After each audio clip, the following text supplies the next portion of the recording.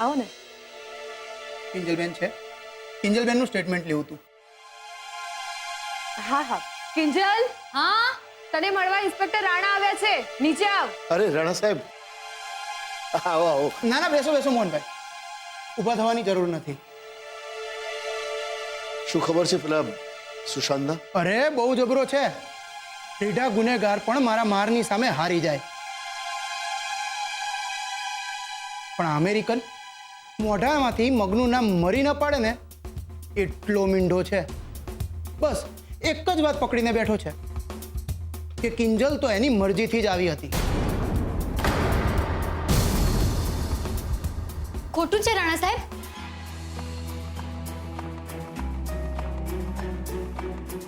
તમને ત્યાં હાજર પુરાવા પણ મળશે. પેલી દોરી જેનાથી મને બાંધી હતી ને પેલી લાકડી જે મેં સુશાંત પર ઉગામી હતી. હા, અને હા, કાચના ટુકડા પણ.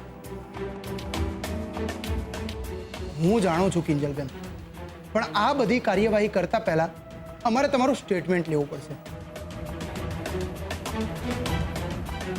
એટલે આવો બેસો.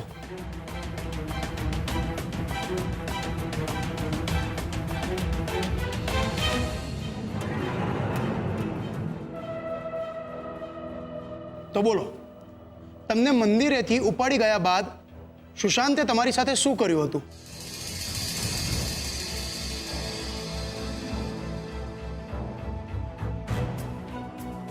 કિંજલ બેટા વિના સંકોચે બધું કહે છે. એમ સમજજે કે અમે લોકો અહીંયા હાજર જ નથી.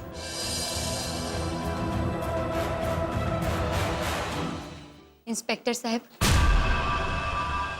મને મંદિર પાસેથી ઉપાડી ગયા પછી મને ખબર જ ના પડી કે હું ક્યાં છું, કઈ જગ્યાએ છું. મારા મોઢા પર કપડું ઢાંક્યું હતું, મારા હાથ બાંધી દીધા હતા. મેં મારા બચાવ માટે બૂમો પાડવાની શરૂઆત કરી કે અચાનક કોઈ આવ્યું અને એણે મારા મોઢા પરનું કપડું હટાવી લીધું. મેં પૂછ્યું કોણ છે અહીંયા, પણ ત્યાં જ કોઈ મારા મોઢા પર પાણી ફેંક્યું. કોણ છે? કોણ કરી રહ્યું છે આ બધું? હા, ડરપોક, કાયર. હિંમત હોય તો મારી સામે આવીને બતાવ. પહેલા તો એણે મને સેન્ડવિચ ખવડાવવાની કોશિશ કરી અને જ્યારે મેં એની વાતનો વિરોધ કર્યો તો એણે મને એક ન્યૂઝપેપરના કટિંગમાં મારું ભવિષ્ય બતાવ્યું. કાલના ન્યૂઝપેપરની હેડલાઇન્સ: પ્રણય ત્રિકોણે લીધી એક છોકરીની ઇજ્જત. ને તોય જ્યારે હું એના તાબે ના થઈ તો એણે મને બીજું કટિંગ બતાવ્યું જેમાં લખ્યું હતું, દીકરીની કરતૂતને કારણે બાપે કરી આત્મહત્યા.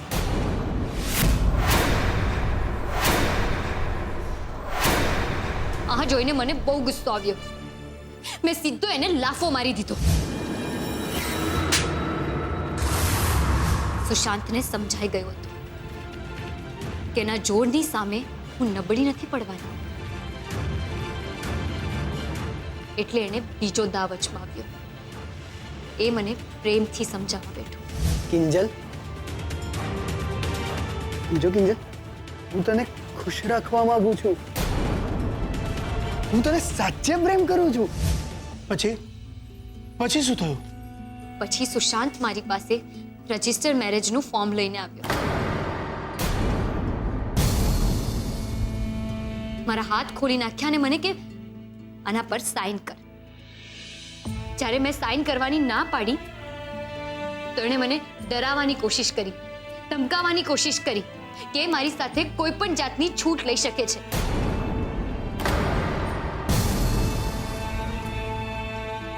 અને એ લઈ પણ શકતો હતો,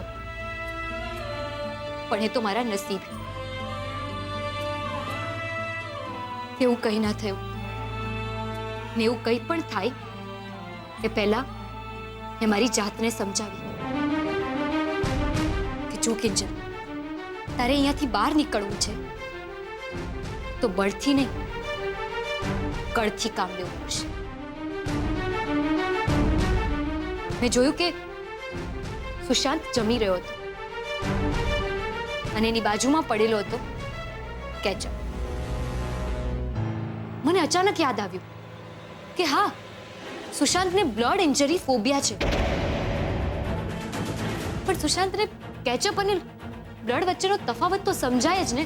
એટલું તો મૂર્ખો હતો નહીં એ. તો પછી શું કરું? એ છટકબારી શોધવા માટે મારે થોડા સમયની જરૂર હતી. એટલે મેં સુશાંત પ્રત્યેનું વલણ થોડું નરમ કરી નાખ્યું. મને ભૂખ લાગી છે, મારે જમવું છે. આ ઘરમાં અઠવાડિયા સુધી હું ને તું શાંતિથી ખાઈ શકીએ એટલી વસ્તુઓ છે, એટલે તું પેટ ભરીને ખાજે, ટેન્શન ના લેતી. હું જમવાના બહાને એની સામે બેઠી. નેવામાં જ મારું ધ્યાન ગયું કાચના ગ્લાસ પર.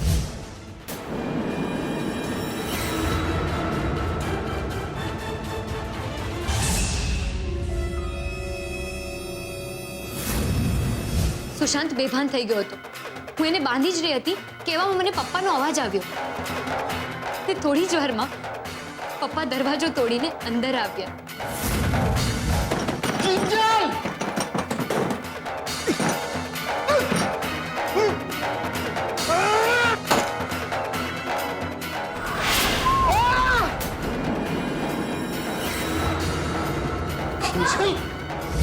ને એટલામાં જ સુશાંત છૂટી ગયો. ખબર નહીં કેવી રીતે, અને એ અમારી પાછળ આવ્યો અને એને પપ્પાને લાત મારી.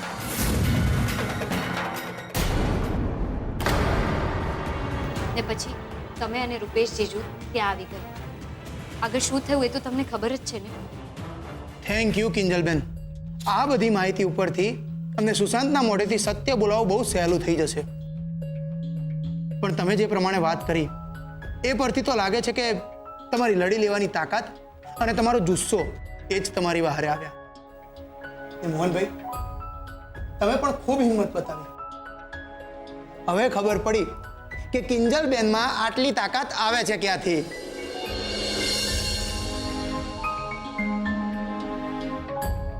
હજુ તમારે એકવાર પોલીસ સ્ટેશન આવવું પડશે. અરે રાણા સાહેબ, હવે ક્યાં આવવા જવા પર પાબંદી છે? પણ તમારા ઉપર તો છે ને. આ પગનો પાટો જોતા 1 મહિનો પાક્કો લાગે છે. અરે મીરા, સાહેબ માટે ચા કોફી કંઈ? હા. ના મોહનભાઈ, અત્યારે નહીં. અત્યારે હું ડ્યુટી ઉપર છું. પણ જે દિવસે તમારો પાટો ખુલશે ને એ દિવસે દુકાન આવીને ચા ચોક્કસથી પીશ. ભલે. અત્યારે હું રજા લઉં. ચાલો.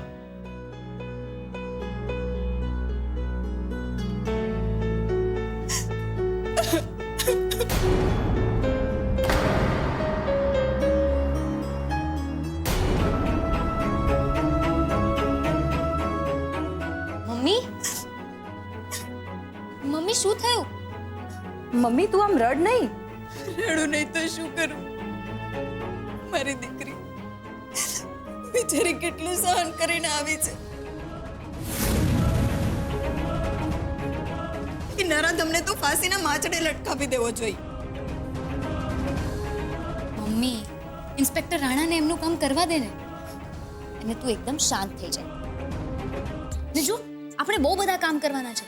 અરે ગણપતિ બાપ્પા આવી રહ્યા છે, અને ગુલાબે તો દુકાનમાં બધી તૈયારીઓ કરી નાખી છે. અને મમ્મી, તારે લાડવા નથી બનાવવાના? હા, બનાવવાના છે ને. હા સેજલ, બીજલ, તમે લોકો પૂજાપો, હાર, ફૂલ એ બધું તૈયાર કરી દેજો. એ જવાબદારી તમારા બંનેની. અને હા સેજલ, રૂપેશ કુમારના ઘરે ફોન કરીને કહી દેજે કે બાપ્પાના દર્શન કરવા આવે. હા મમ્મી, તું એ બધાની ચિંતા ના કરીશ. હું હમણાં મિચ્છામી દુક્કડમ કહેવા માટે ઘરે જ જાઉં છું, તો કહેતી આવીશ. બીજલ, તું ફુલહાર લેતી આવજે. હું ચંદન અને પૂજાપો લેતી આવીશ. અને હું મમ્મીને લાડવા બનાવવામાં મદદ કરીશ. આ હાથે અરે બાપરે, એ તો હું ભૂલી જ ગઈ.